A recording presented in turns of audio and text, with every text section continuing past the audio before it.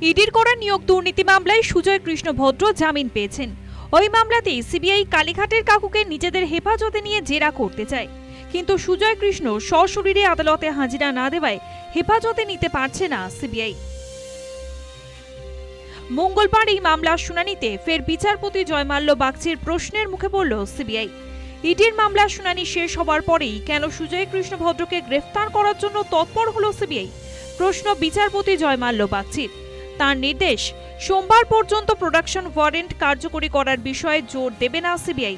যদি সুজয় কৃষ্ণ ভদ্রকে আগামী সোমবারের মধ্যে ছেড়ে দেওয়া হয়, তাহলে জেলের গেট থেকেই তাকে গ্রেফতার করতে পারবে সিবিআই।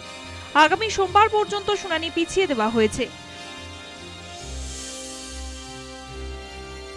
সুজয় কৃষ্ণ ভদ্র ওরফে কালীঘাটের কাকু বলেছিলেন, লিপস অ্যান্ড বাউন্সে কাজ করেন তিনি।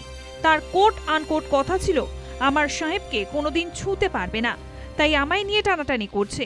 আমার সাহেব অভিষেক বন্দ্যোপাধ্যায়।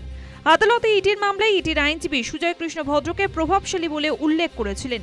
এমনকি অনেক টানাপোড়েনের পর সুজয় কৃষ্ণের কণ্ঠস্বরের নমুনা সংগ্রহ করতে পেরেছিলেন ইডি আধিকারিকরা। শেষ পর্যন্ত কোনো কিছুই ধোপে টেকেনি।